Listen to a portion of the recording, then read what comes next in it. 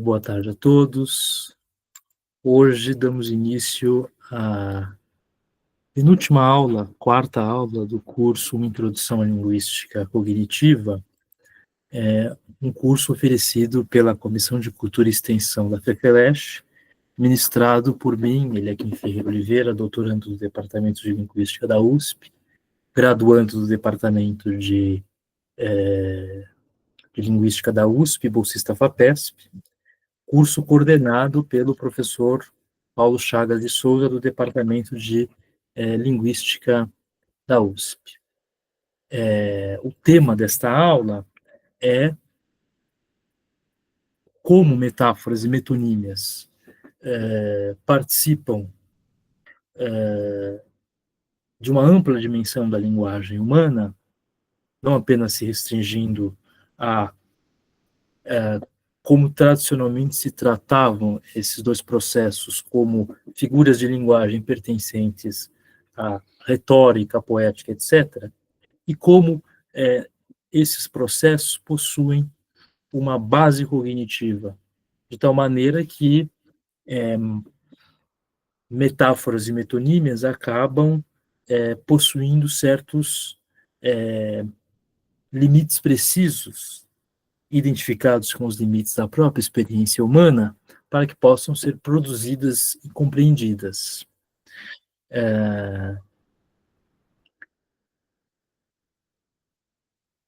A linguística cognitiva se destaca nesse sentido como uma área da linguística que dá muita importância a processos de metáfora e metonímia, como eu já disse neste curso, diferente de uma abordagem formalista, como é a abordagem da gramática gerativa, ou abordagens como as da semântica formal.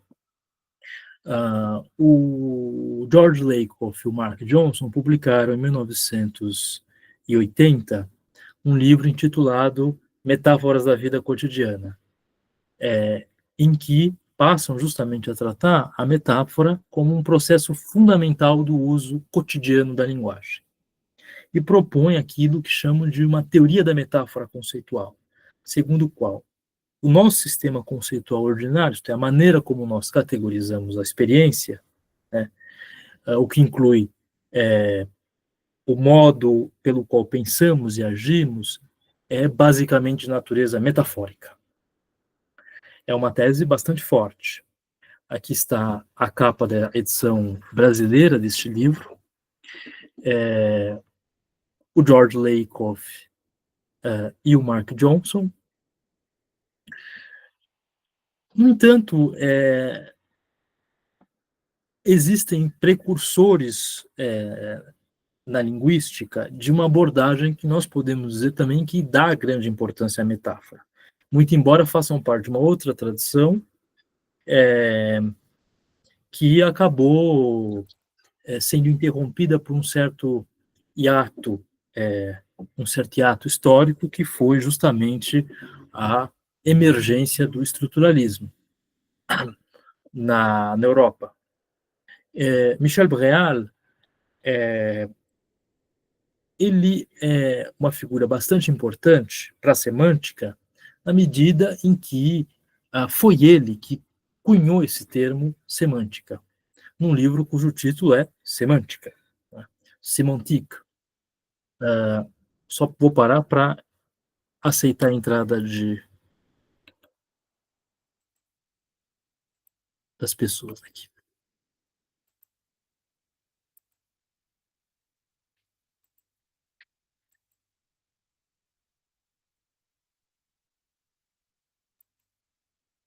E Michel Breal,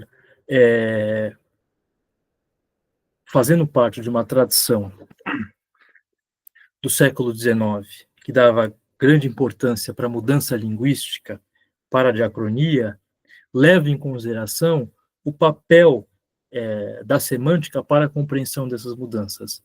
Na mudança linguística, existe frequentemente a mudança semântica. Michel Breal se torna professor do Collège de France e, quando falece, é substituído no Collège de France por Antoine Meillet, que tinha sido aluno de Saussure e que admirava Saussure, mas, sobretudo, o Saussure do memoir, quer dizer, o Saussure diacronista, que levava em consideração e dava importância para os problemas da linguística histórica. E o Meillet publica uma série de textos acerca de como nós podemos pensar a mudança linguística, levando em consideração aspectos sociais dessa mudança, e num artigo intitulado Como as Palavras Mudam de Sentido, ele destaca justamente como os processos metafóricos participam dessa mudança de sentido.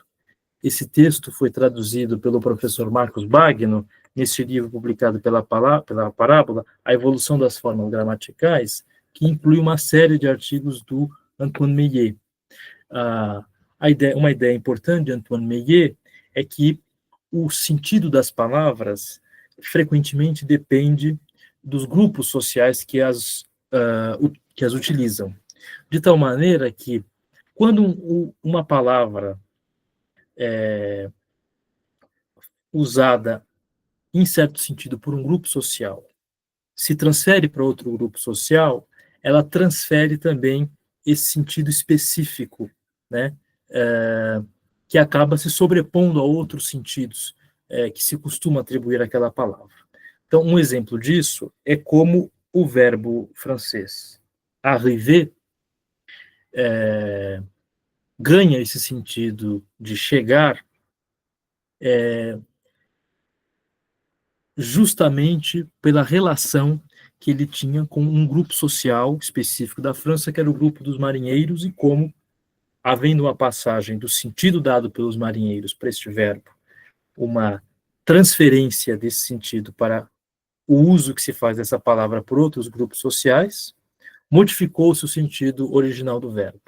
Arriver, chegar, diz Meillet, significa etimologicamente abordar. É ad repare. E esse sentido se manteve, por exemplo, no português, arribar. Mas para o marinheiro, abordar é estar no fim da viagem. Ou seja, chegar. Se da língua dos marinheiros o termo passa à língua comum, ele significa simplesmente o que significa o francês arriver, chegar. Então, percebam que ele está explicando implicitamente a mudança de sentido pela passagem, pela transferência de semântica de um domínio a outro, que é aquilo que caracteriza, como nós veremos, de maneira geral, a metáfora.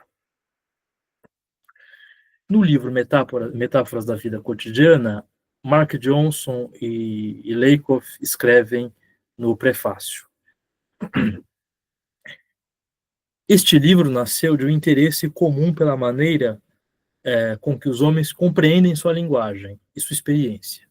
Quando nós nos conhecemos, no início de janeiro de 1969, nos demos conta de que partilhávamos também a convicção de que as teorias da significação, que eram dominantes na filosofia e na linguística ocidentais, eram inadequadas, e que o termo significação, nessa tradição, não tinha nada a ver com o que, na vida dos homens, a vida vivida, lhes aparece como significativo. Mais à frente, escreve: percebemos que a metáfora está presente em toda parte na vida de todos os dias, não apenas na linguagem, mas no pensamento e na ação. Então, essa é uma tese importante. A metáfora tem um fundamento cognitivo. Nosso sistema conceitual ordinário, que nos serve para pensar e agir, é de natureza fundamentalmente metafórica. Os conceitos que regem nosso pensamento não são de natureza puramente intelectual. Eles regem também, até nos detalhes, o mais banal da nossa atividade cotidiana.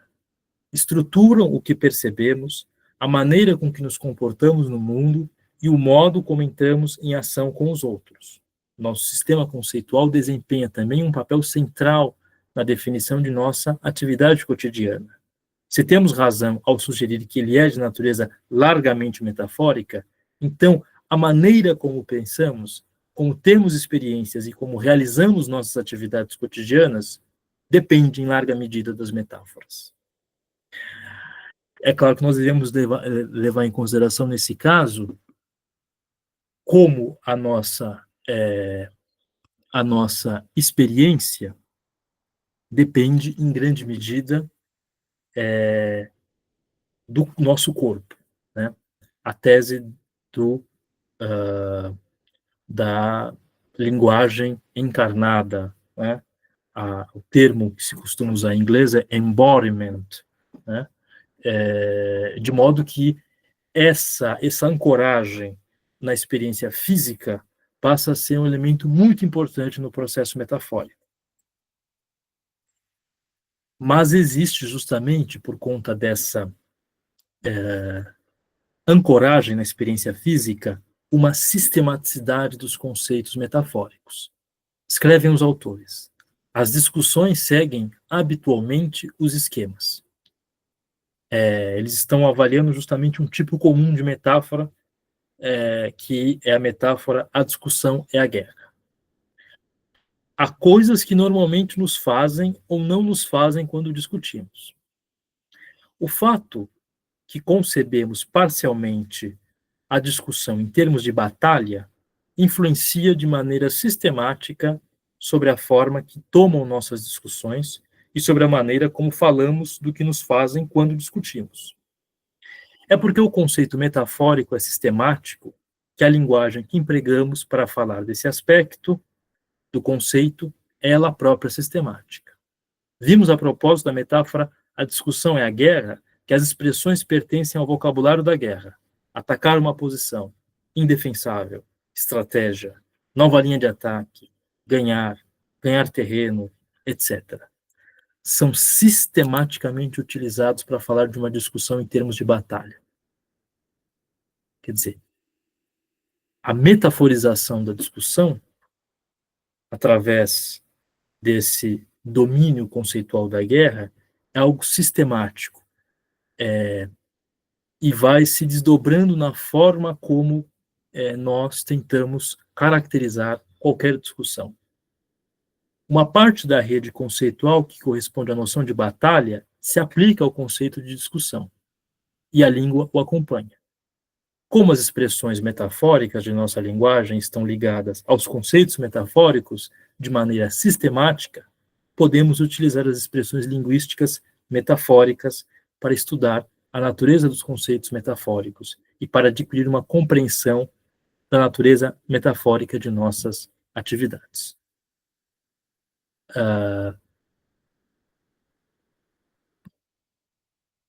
A metáfora está relacionada a uma noção de perspectiva, né?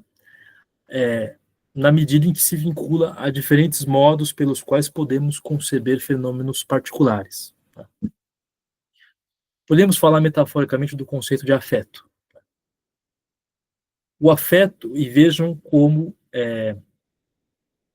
o domínio a partir do qual falamos de afeto é um domínio que tem uma relação muito próxima à nossa experiência física. O afeto em termos de temperatura. O diretor é uma pessoa fria. Ou ela foi recebida calorosamente na festa. O afeto em termos de distância espacial. Eu me sinto bem próximo do meu irmão. Ou eu acho o jeito dela distante. Ou ele é bastante inacessível. Além do fato de a discussão poder ser caracterizada como um campo de batalha, ela também pode ser caracterizada como um edifício. Isso sustenta o que eu estou dizendo. Seu argumento desmoronou. Também como um percurso. Aonde você quer chegar? Isso me leva à próxima conclusão. Ou esse argumento nos leva mais adiante. Nesse sentido, a metáfora envolve essencialmente a conceitualização de um domínio da experiência em termos de outro. De modo que nós podemos esquematizar essa conceitualização de um domínio da experiência para outro em termos de um domínio-fonte, que envolve, em geral, propriedades físicas e áreas relativamente concretas da experiência, em direção a um domínio-alvo que tende a ser mais abstrato. Por exemplo, nessas sentenças, ele tem alta reputação na empresa. Ele despontou como ator revelação deste ano. João tem um cargo relativamente baixo. O domínio-fonte é uma propriedade física, uma área relativamente concreta, que é a dimensão vertical do espaço físico. O domínio-alvo é algo um tanto mais abstrato, que é a noção de status social. Isso acontece frequentemente com as metáforas do tempo. O tempo tem algo de abstrato. É mais abstrato que o espaço. Frequentemente, nós concebemos o tempo e o representamos em termos de espaço, ou movimento através do espaço. Quando dissemos, por exemplo, então, nesse sentido, nós podemos ou conceber o tempo como um local para onde o ego se dirige, ou como uma entidade que se desloca no espaço em direção ao ego. O tempo como um local para onde o ego se dirige é expresso em sentenças como: já estamos perto do Natal. Ele chegou em cima da hora. Daqui para frente o curso vai ficar mais difícil. Estamos nos aproximando da minha estação de ano favorita. Ao passo que o tempo também pode ser concebido como uma entidade que se transmite através do espaço em direção ao ego. O Natal está chegando. O tempo voa. O ano está passando muito rápido. O tempo não para.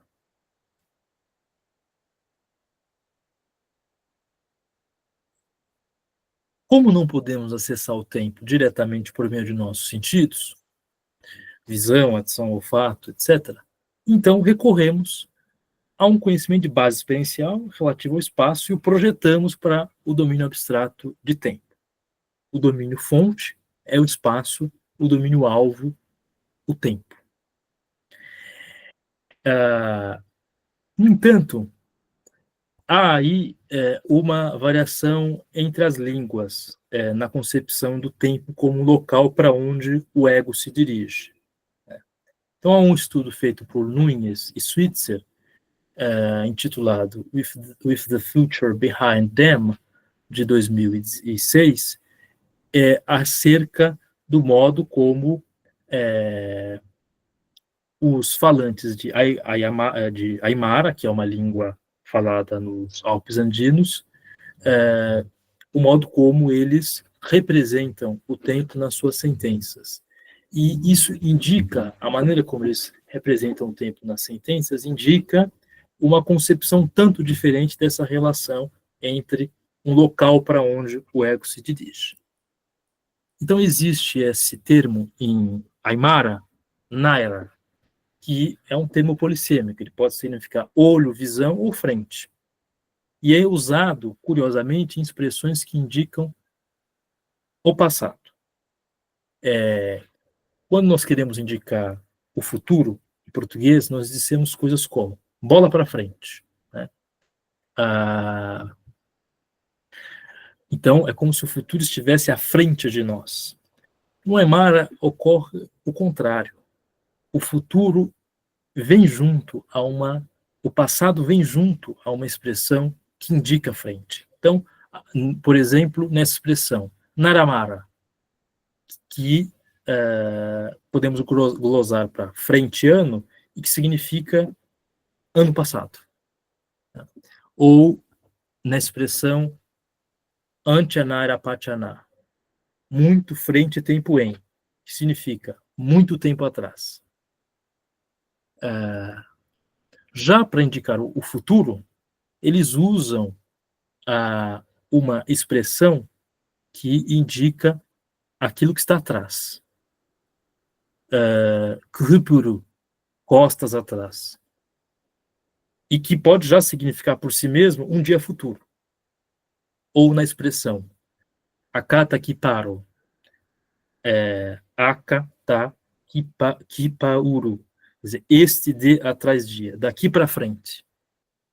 É interessante pensar nessa maneira de conceitualizar, porque é como se os falantes de Aymara privilegiassem uma concepção estática, em que o que é conhecido por nós está no nosso campo visual, no campo visual do ego.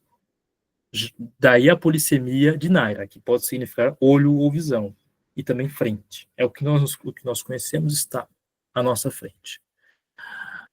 Ao passo que aquilo que é desconhecido está fora do nosso campo de visão, está atrás.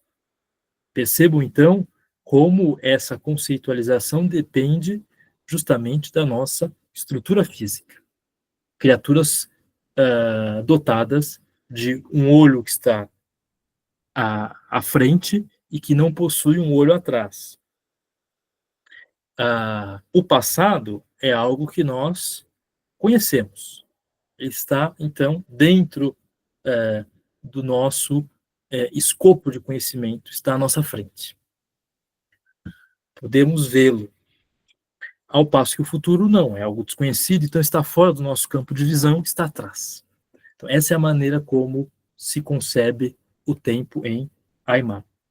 Vou parar só um pouco para ver se há alguém que está solicitando a entrada.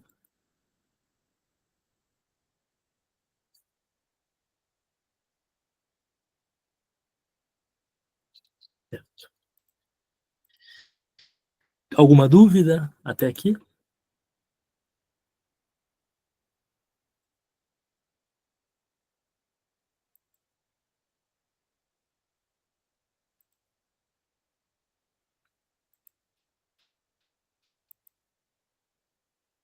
Existem outras conceptualizações de tempo, muito próprias. Vamos ver aqui. Certo. Muito próprias da nossa sociedade, vamos dizer assim, ocidental, ou seja lá o que ela for. É a relação do conceito abstrato de tempo com o domínio da experiência, bastante concreto, da posse ou do dinheiro.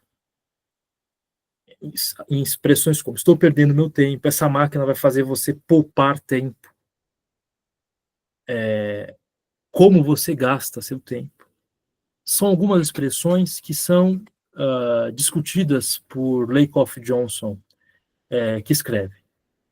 O tempo na nossa cultura é uma mercadoria que tem valor.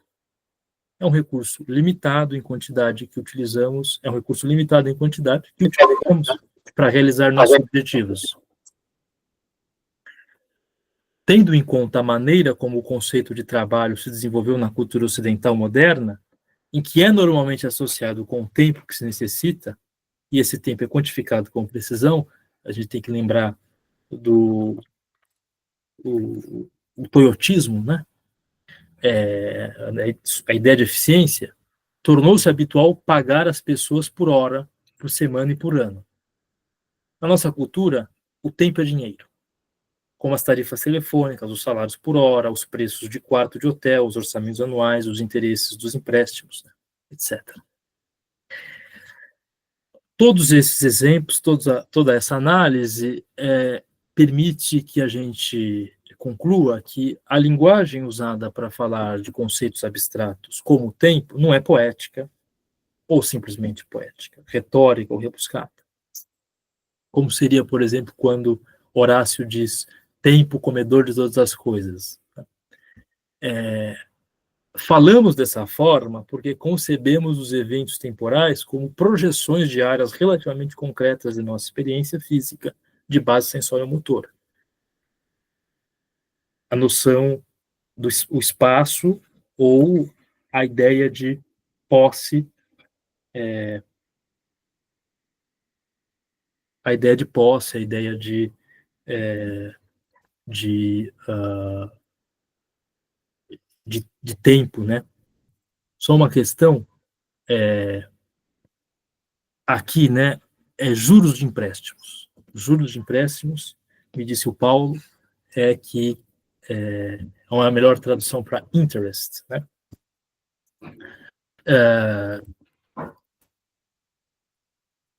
Existe uma metáfora muito comum que foi estudada pelo Michael Redd, que são as metáforas do conduto, e que também tem uma base cognitiva bastante explícita. A linguagem utilizada para retratar a comunicação verbal é estruturada, em linhas gerais, por metáforas que associam ideias abstratas à experiência do curso através de um conduto. Está em questão ideias ou significações são objetos, expressões linguísticas através das quais nós veiculamos ideias ou significações são recipientes, e comunicar, então, é enviar esses objetos através desses recipientes. Em sentenças como: é difícil passar aquela ideia para ela. Eu dei aquela ideia a você. É difícil colocar minhas ideias em palavras. Você não pode sair colocando ideias no papel de qualquer maneira. Suas palavras parecem vazias. Então, todas essas sentenças, existe essa relação entre um domínio abstrato, o domínio das significações, o domínio das ideias, e um domínio concreto, que é o do curso num conduto, que é um domínio que remete diretamente à experiência. É possível até construirmos certos sistemas metafóricos, é uma série de metáforas que interagem para que se chegue à interpretação de outra metáfora que seja mais geral, né? O Lakoff trata disso nesse artigo, A Teoria Contemporânea da Metáfora. E para explicar essa ideia de sistema metafórico, ele trata de um tipo particular de sistema, que é o da metáfora de estrutura de evento. Como na metáfora, uma metáfora que é tratada também no livro que ele escreveu com o Mark Johnson, a metáfora A Vida é Viagem, que ela é composta por um sistema metafórico, que envolve outras metáforas. Então, metáforas como estados são locais. Ele chegou a um beco sem saída na vida. A metáfora de que a mudança é movimento, como na sentença. Ele foi dos 40 aos 50 sem nenhuma crise de meia-idade. A metáfora de que causas são forças. Ele teve impulso da família para se posicionar bem na vida. A metáfora de que metas são destinos. Ele vai chegar aonde quiser na vida. A metáfora de que meios são caminhos. Ele seguiu um caminho pouco convencional na vida. Dificuldades são impedimentos ao movimento. Vários tipos de problema atravessaram seu caminho. Atividades com propósito são jornadas. Sua vida foi uma jornada bastante estranha. Então, é toda uma projeção metafórica, todo um conjunto de metáforas que criam um sistema metafórico e que, cujo esquema geral é de que a vida, que é um domínio-alvo e que é um conceito abstrato, né, pode ser pensada através do domínio fonte, concreto, viagem. Reflete, então, uma gama de metáforas relacionadas e mutuamente coerentes. Existem outras metáforas cujo domínio fonte é viagem, né, e que também se apoiam em estruturas de evento complexas. A gente vai ver isso mais para frente, quando eu der um exemplo de um poema. Num texto que o Lakoff escreveu com o Turner, ele faz análise de uma série de poemas ingleses para falar de como há certas tendências na construção de metáforas de personificação. Justamente para indicar aquela ideia de que, em metáfora, não vale tudo. Justamente porque, vamos dizer assim, a língua é uma instituição social, a língua depende depende de quem somos e de como nos relacionamos, há uma certa restrição justamente para que a comunicação entre nós se efetue. Então, fazendo uma análise de vários poemas ingleses, eles avaliam a personificação de um conceito bastante abstrato, que é o conceito de morte. E eles, então, fazem uma seleção das metáforas mais comuns. A morte é retratada como um condutor, como um cocheiro, como um ceifador, como um devorador, né? Lembra o verso do Horácio, tempo devorador de todas as coisas, como um destruidor, ou como um oponente em luta ou em jogo, né? É bom lembrar o filme O Sétimo Selo, a morte como um jogador de xadrez.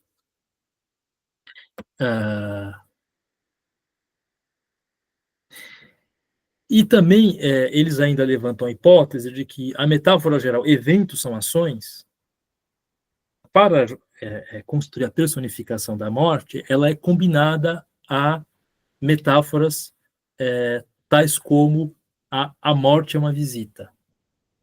Então, a visita é concebida como um evento em função da ação de um agente que chega para visitar alguém. Isso aparece no poema do Manuel Bandeira, Consoada, em que Manuel Bandeira diz: quando a indesejada da gente chegar, não sei se dura ou caroável, talvez eu tenha medo. Talvez sorria ou diga: alô, iniludível. Meu dia foi bom, pode a noite descer, a noite com seus sortilégios encontrará lavrado o campo, a casa limpa, a mesa posta, com cada coisa em seu lugar. Então, a morte é uma visitante. E a gente sabe que ela vai nos visitar, quer dizer, a gente já prepara a casa para ela, porque ela é uma visita inexorável, irrevogável. A partir dessas ideias, dessas tendências, dessa ideia de que a metáfora tem uma base na experiência e na cognição, o Lakoff e o Turner propõem o que eles chamam de princípio da invariância. A estrutura do domínio-fonte precisa ser preservada pela projeção de modo consistente com o domínio-alvo. Então, na personificação da morte, não é um vale-tudo. Se eu disser assim, a morte é um coelho, quer dizer, talvez eu não seja compreendido como eu desejo ser compreendido. Então, existem tendências da personificação. Esse princípio da invariância também prediz que as inferências metafóricas incompatíveis com o domínio-alvo, que é o mais abstrato, não serão projetadas. Então, considerando a metáfora causação e transferência de objeto, ela está dando dor de cabeça a ele. Então, é uma transferência do objeto dor de cabeça, né? E ela é a causa desse objeto. Ela deu um beijo nele. Então, o domínio-fonte é a transferência física que acarreta na inferência de que o recipiente toma posse da entidade transferida, o estado dor de cabeça e o evento beijo. Entretanto, essa inferência só se mantém quando o domínio-alvo é um estado que é temporariamente não delimitado, mas soa menos natural no caso de evento cuja temporalidade é delimitada conforme os exemplos. O processo deu e continua dando dor de cabeça a ele. Ela deu e continua dando um beijo nele. Quer dizer, digamos que nesses casos a coerência é menor e soa mais estranho. São exemplos dados pelo Lakoff e pelo Turner, mas bom, é discutível se uma sentença como essa não seria, digamos, possível, quer dizer. Mas a ideia deles é justamente essa, de que não vale tudo na metaforização. Há um certo princípio da invariância nessa relação entre o domínio-fonte e o domínio-alvo. Em suma, a metáfora para Lakoff e Johnson não é apenas uma questão de palavras, né? São expressões linguísticas possíveis precisamente porque são projeções metafóricas no sistema conceptual humano. Então, as metáforas são analisadas como relações estáveis e sistemáticas entre dois domínios conceituais. A estrutura conceitual e a linguagem do domínio-fonte são usadas para retratar uma situação do domínio-alvo. A projeção entre domínios é considerada estrutura de conhecimento armazenada na memória de longo prazo. Dada essa relação entre um domínio fonte, que tende a ser concreto, tende a se vincular diretamente com a nossa experiência, e um domínio-alvo, que é abstrato, há uma certa unidirecionalidade da metáfora. Podemos conceituar o tempo em termos de espaço, mas não podemos conceituar o espaço em termos de tempo. Justamente há uma motivação de base, em razão do fato do domínio fonte tender a ser mais concreto e apreensível, enquanto o domínio alvo tender a ser mais abstrato e, portanto, mais difícil de compreender e retratar linguisticamente. Daí que um autor chamado Tovexis escreveu um livro, Metaphor, a Practical Introduction, em que ele justamente elenca domínios fontes mais comuns e domínios alvo mais comuns. Os domínios fonte mais comuns, aqueles que tendem a ser mais concretos e se referir diretamente à nossa experiência física. Corpo humano, por exemplo, na expressão o coração da cidade. Animal, o leão do imposto de renda. Planta, a raiz do problema. Comida, cozinhar o assunto. Força, empurrar a crise para depois. E os domínios alvo mais comuns, quer dizer, digamos, os domínios abstratos que nós tendemos a metaforizar a partir de um domínio fonte concreto, emoção, ser equilibrado, moralidade, quer dizer, resistir à tentação, pensamento, ver a lógica do argumento, relações humanas, ter um casamento sólido e, claro, o tempo, como nas expressões que nós vimos. É interessante que o domínio fonte, ele delimita um certo esquema imagético. Então, o Lakoff estabelece justamente uma relação entre o domínio fonte, que diz respeito à nossa experiência física, o conceito de esquema imagético. Então, na metáfora estados são locais, o domínio fonte local pode ser concebido como esquema imagético, a região delimitada no espaço. Isso se nota em sentenças como: ele está em depressão desde o início do ano. Ela ficou nas nuvens com o prêmio. O paciente entrou em coma. Justamente pensar o domínio fonte como uma região delimitada no espaço em que se pode entrar, ficar ou sair. E o que são esquemas imagéticos, se não estruturas de conhecimento que emergem diretamente da experiência corpórea preconceitual, né? E que adquirem relevância no nível conceitual justamente por derivarem da experiência. Por exemplo, o esquema imagético contra a força, que surge da experiência de impedimento ao movimento, porque uma força resiste à nossa tentativa de prosseguir.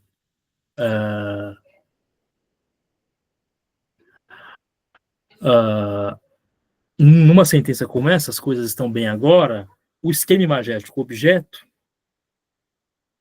que é uma certa coisa delimitada no espaço, estrutura o conceito abstrato de evento, que é o domínio alvo.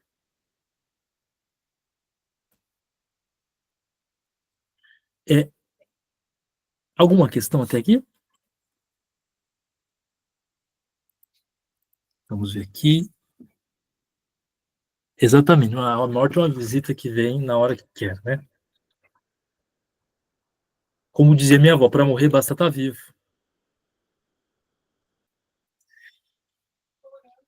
Pode falar, Paulo.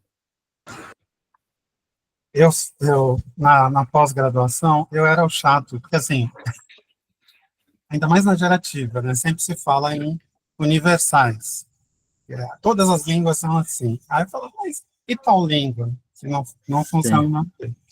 E assim, acho que tudo, como o pessoal fala em tipologia, a gente tem muito mais tendências, pode ser tendências tipo 100%, outras são 99,9%, etc. Acho que essa do tempo e espaço talvez seja nesse 99,9%. Eu comecei a trabalhar nisso com o Samuel, e a gente escreveu um artigo sobre o uso que fazem em vários países da Europa, de chamar o sul de meio-dia. Sim. Então, você usa o tempo para se referir aos... Aliás, você usa é o tempo para se referir ao espaço. Né? Uhum. O sol fica mais para o sul no meio-dia, alguma coisa assim. Né? Sim, sim. É o que está em meridional, por exemplo, é isso. É. E em húngaro, vou colocar as duas palavras aqui no Sim. chat.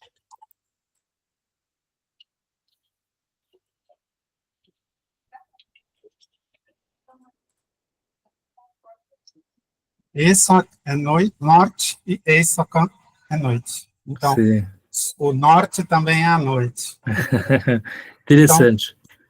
então até dá, né, para ter, mas é muito raro.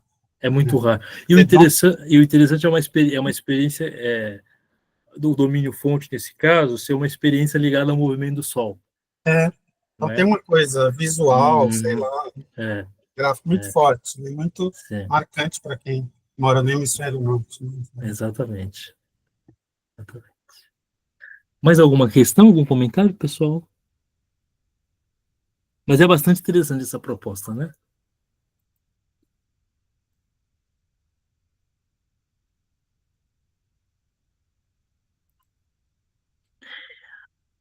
E aí tem uma relação entre essa teoria contemporânea da metáfora, teoria conceitual da metáfora, ela fornece evidências para o tratamento de fenômenos como o da polissemia, envolve o uso de palavras com significados relacionados,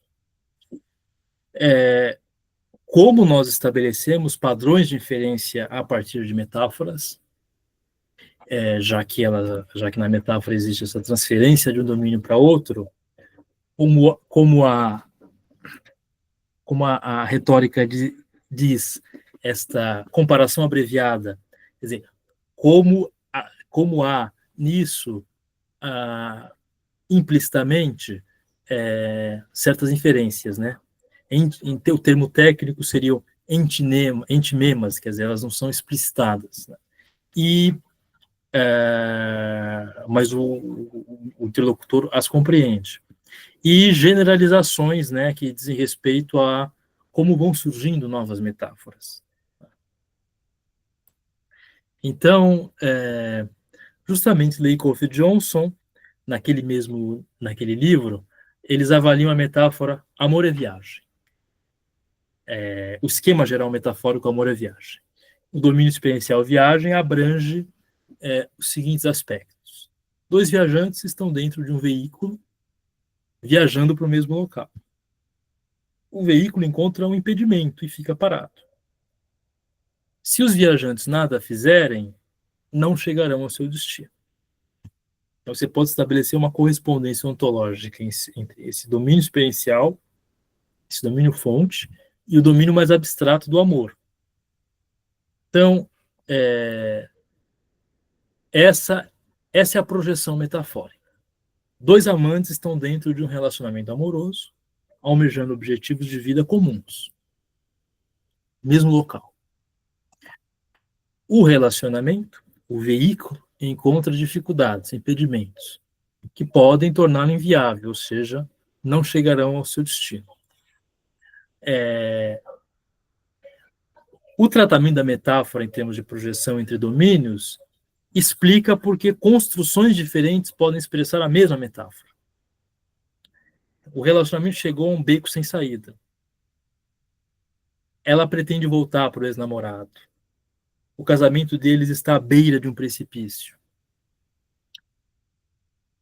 Se a metáfora fosse apenas uma questão de linguagem, isso é importante, e não de pensamento e raciocínio, os exemplos anteriores representariam metáforas diferentes, que não acontece. Todos esses exemplos são instanciações dessa metáfora geral, amor e viagem.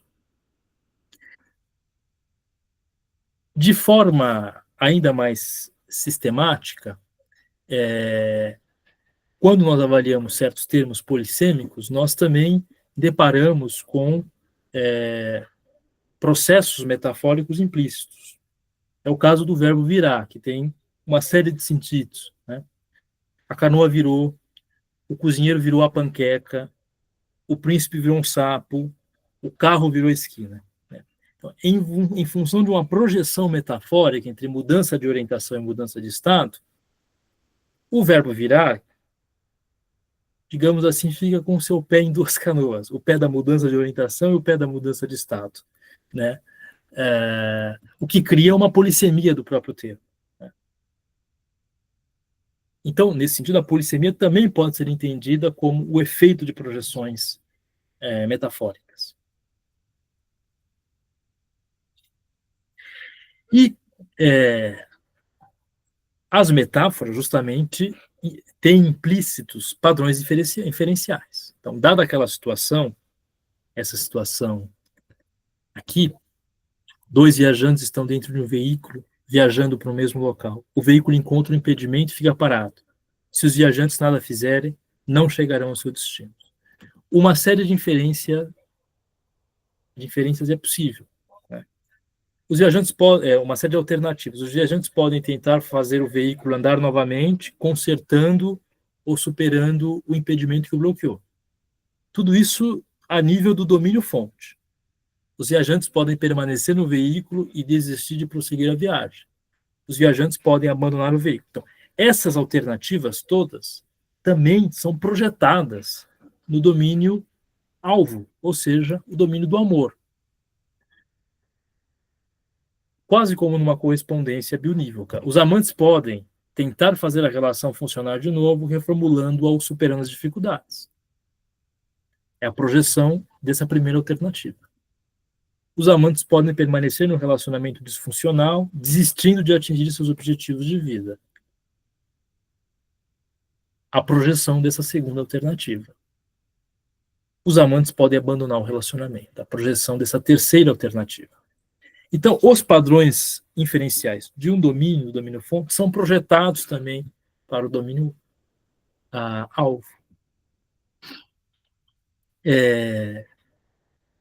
Como um esquema metafórico faz parte de todo um sistema conceitual, obviamente, a partir dele surgem novas e criativas formas de realizar a projeção metafórica.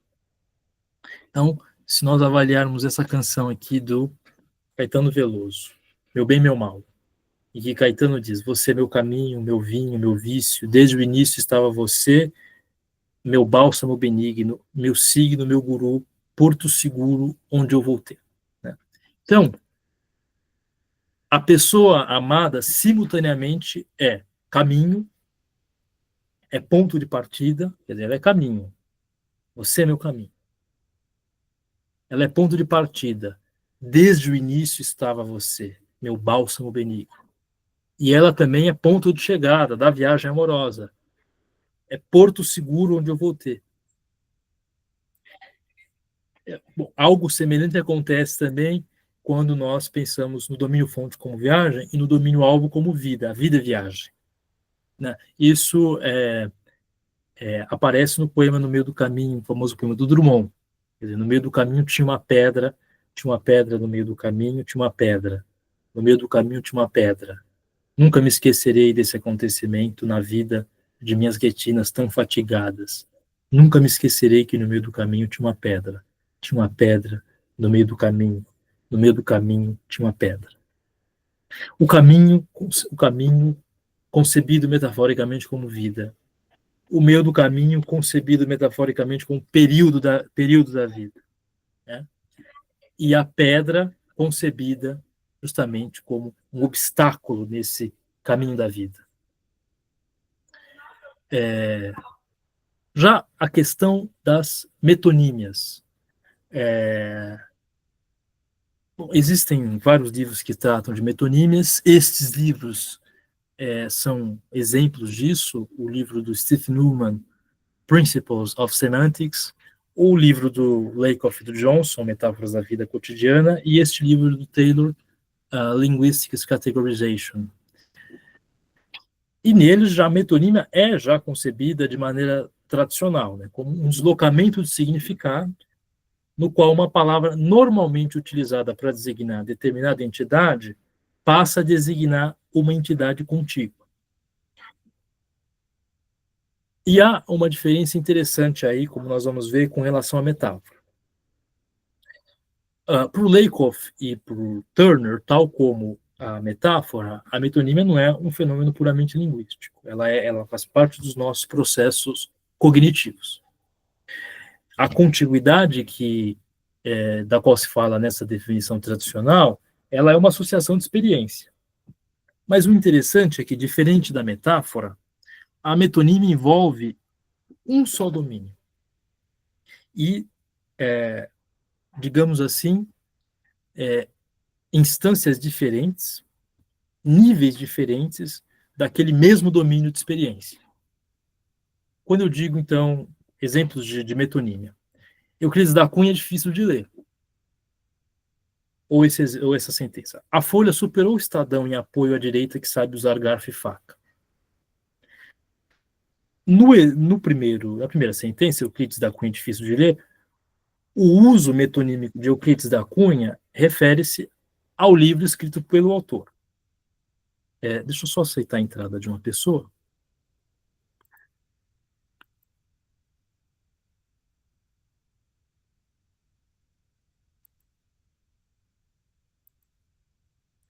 Eu não diria da obra, porque, vamos dizer, a grande obra de Euclides da Cunha é Os Sertões, e quando nós dizemos que Euclides da Cunha é difícil de ler, nós provavelmente estamos nos referindo aos Sertões. A gente pode pensar que tanto Euclides da Cunha quanto os Sertões fazem parte de um mesmo domínio de experiência. Vamos dizer assim, é o domínio de experiência que envolve esta obra, Os Sertões, e que pressupõe o autor dela, Euclides da Cunha. Quando eu digo a Folha e o Estadão, quando eu digo a sentença 47, quer dizer que a Folha e o Estadão designam metonimicamente os editores responsáveis por ambos os jornais. Mas há um domínio comum de experiência que inclui tanto a Folha enquanto um jornal, quanto os editores desse jornal.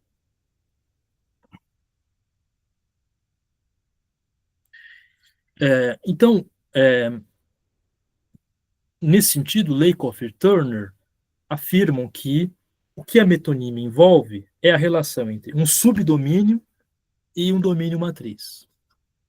Vamos dizer assim, o subdomínio de Os Sertões, no subdomínio de Os Sertões se encontra o conceito Euclides da Cunha. E no domínio matriz, os editores da Folha e do Estadão inclui este conceito de jornal Folha, jornal Estadão. E há um texto do Croft, O Papel dos Domínios na Interpretação de Metáforas e Metonímias, em que, na verdade, ele afirma que o que faz a metonímia é realçar um domínio específico no âmbito do domínio matriz. Bom, é semelhante à proposta do Lakoff e Turner. Lakoff e Turner falam de subdomínio e domínio matriz. O Croft diz, realça-se um âmbito de um domínio matriz complexo e abstrato.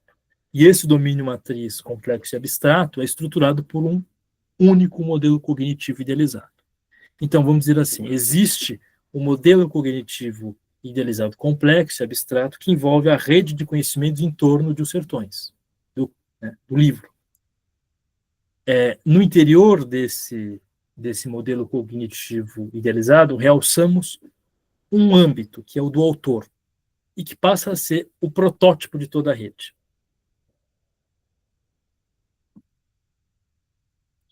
Alguma questão até aqui? Entenderam essa diferença entre metáfora e metonímia?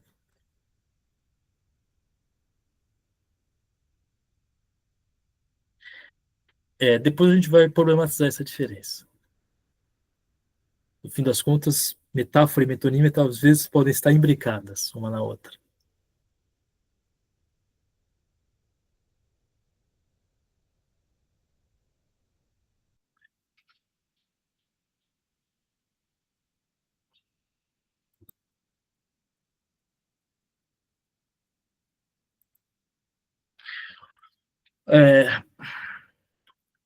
O que o Covexis fez fez no âmbito das metáforas, quer dizer, pensar justamente numa certa tendência de domínio alvo, ele faz, no caso das metonímias, não pensando em domínio fonte e domínio alvo, já que nós estamos tratando de um só domínio, mas eles pensam justamente a atuação de princípios cognitivos e comunicativos que refletem nossa perspectiva antropocêntrica de privilegiar humanos e atividades relevantes para os humanos. Então, há uma tendência de nós realizarmos metonímias que podem ser explicadas pelo fato de nós privilegiarmos esta perspectiva que diz respeito aos humanos e às atividades humanas. Então, explicaria por que nós dizemos Euclides da Cunha é difícil de ler, em vez de dizer os sertões é difícil de ler, porque nós privilegiamos o âmbito humano. Então, o humano sobre o não humano. Como quando eu digo, Senna chegou em primeiro lugar em Mônaco. Quer dizer, eu privilegio o controlador em lugar do que é controlado. Ela está lendo Clarice Lispector. Em vez de dizer, ela está lendo Legião Estrangeira, de Clarice Lispector. Então, é o produtor que é realçado, e não o produto. E também há uma tendência a realçar o concreto em lugar do abstrato. Quando eu digo, ele é o braço direito da dona da empresa. Então, uma parte do corpo é realçada em lugar da ação, que é mais abstrata, a ação de ajudar, de apoiar. Eles não deram ouvidos às advertências. Então, uma parte do corpo é realçada em lugar desse domínio mais abstrato da percepção, no sentido de escutar, dar atenção. Os náufragos queriam salvar a própria pele. O visível pelo invisível, quer dizer, o sentido de o invisível, no caso, mais abstrato, o sentido de salvar a própria vida. É bom lembrar que mesmo no âmbito da experiência, que é concreto, existem elementos que são mais concretos que outros e acabam sendo privilegiados. É justamente porque há, no fim das contas, a ativação do que tem maior relevância cognitiva para acessar implicitamente, pela projeção metonímica, o que é mais abstrato, mas tem relevância comunicativa.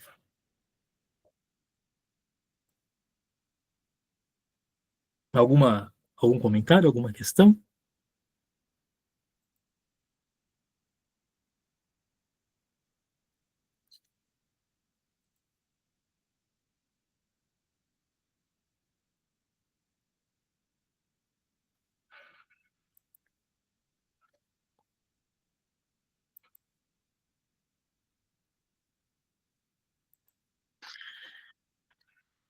Então, justamente, vários estudos da linguística cognitiva destacam o fato de que a metonímia tem uma função referencial.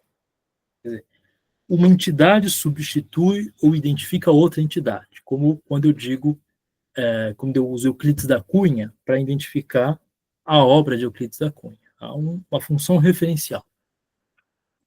A metáfora, ela tem mais a ver com um processo para enquadrar um alvo particular em termos de uma nova categoria, como meu trabalho é uma prisão, ou uma analogia, meu chefe é uma águia.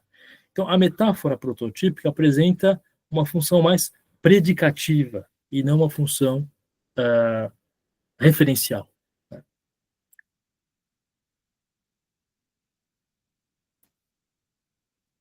Mas existem propostas recentes que argumentam que, embora haja casos claros em que nós possamos distinguir metáforas de metonímias, não há sempre uma distinção nítida o suficiente para identificar onde termina uma e onde começa a outra. Esses textos aqui, um do Evans e outro do Barneden, discutem essa questão.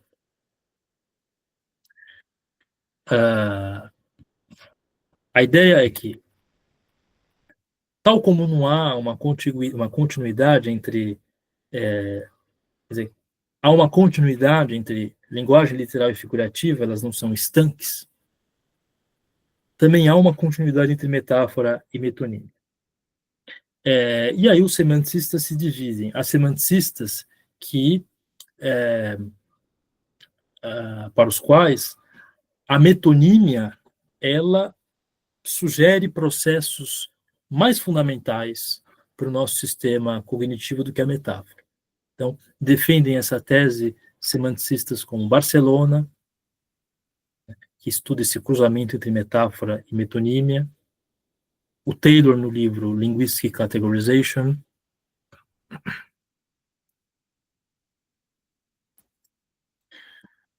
Por exemplo, né, é fácil perceber a correlação entre altura e quantidade.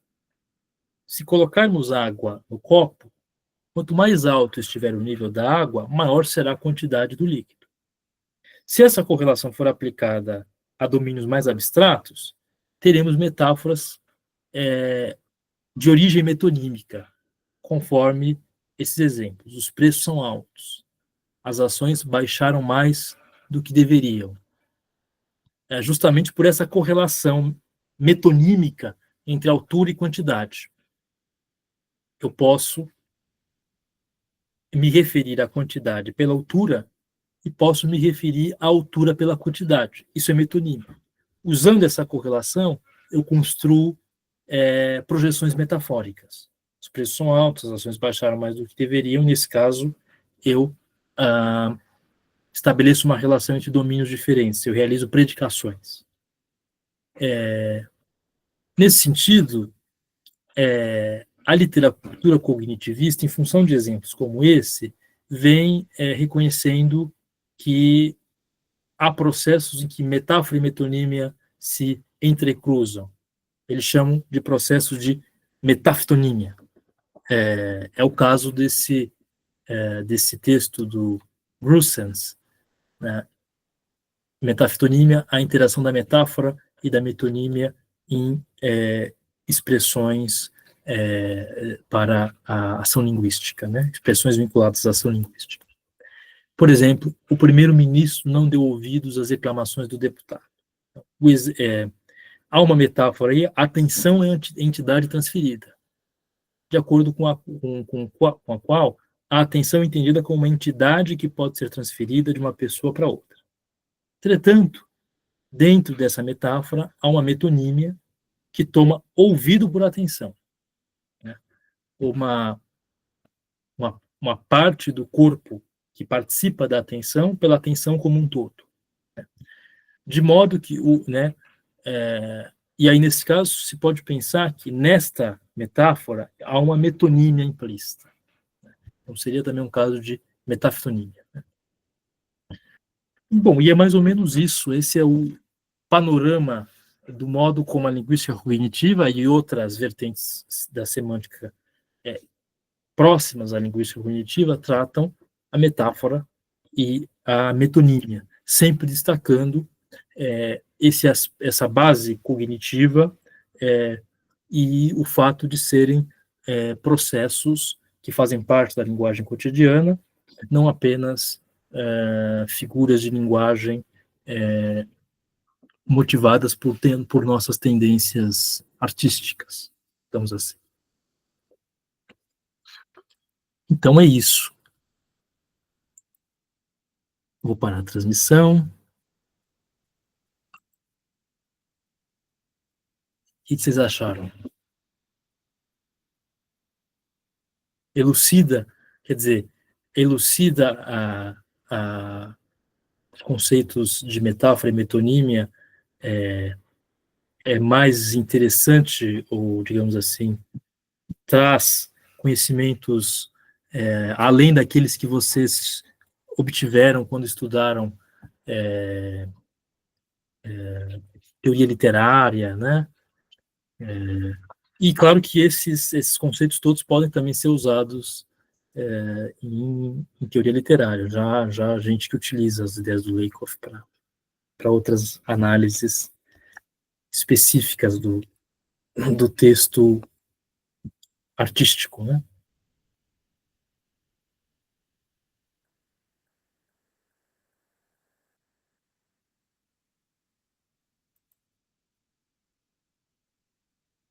Ah, que bom.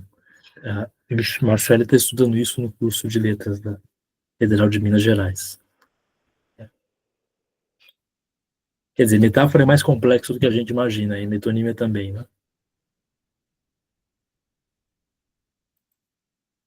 Bom, e vocês viram que há uma série de estudos sobre isso, muitos dos quais publicados na revista Cognitive Linguistics, que é um importante periódico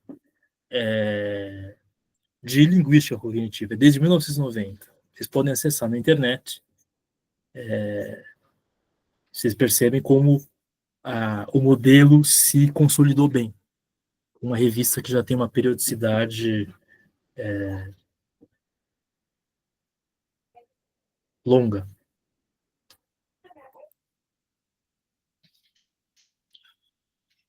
O Anderson Ruiz comenta todos os exemplos da aula de hoje. A partir desses exemplos, podemos notar que a nossa vida é rodeada de metáforas muito mais do que pensamos, exatamente. Quer dizer, o próprio pensamento tem uma tendência metafórica. Alguém levantou a mão? A Ingrid levantou a mão?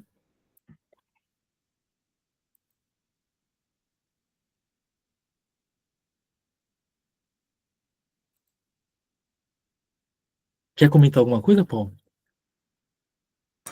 Eu pensei assim no comentário do Anderson Ruiz, né? Só falar que a nossa vida é rodeada de metáforas, já é uma metáfora, esse rodeado, né? Exatamente, exatamente. Eu lembro de um exemplo que É possível falar sem metáfora e sem metonímia. O José Paulo Paz, quando ele foi para a Grécia, ele dizia assim, que tudo aquilo para ele que era um conceito super abstrato, um conceito teórico, começava a perder o seu caráter abstrato. Então ele chegava lá e via no metrô escrito metáfora. Metáfora é transportes, né? Exatamente, transporte, o transporte, a transferência, né? A transferência também, né? Exatamente. Mas é isso que ela faz, né? Ela leva de um domínio para outro. Exatamente. Então, tudo bem, pessoal. Então é isso, né? Eu vou parar a gravação. Juliana levantou a mão? Não? A nossa última aula vai ser segunda, às 17 horas. Vamos tratar uma série de temas. Gramática de construções e como é que a linguística cognitiva concebe a aquisição de linguagem. Então, vamos ver, vai ser bastante coisa. E então não teremos aula amanhã, claro. Mais tarde eu envio a aula. A lista de presença está aqui, né? Eu já coloquei o nome do Adriano Mariano e da Eni. E é isso, então. Vou parar a gravação. Fico feliz que tenham gostado da aula.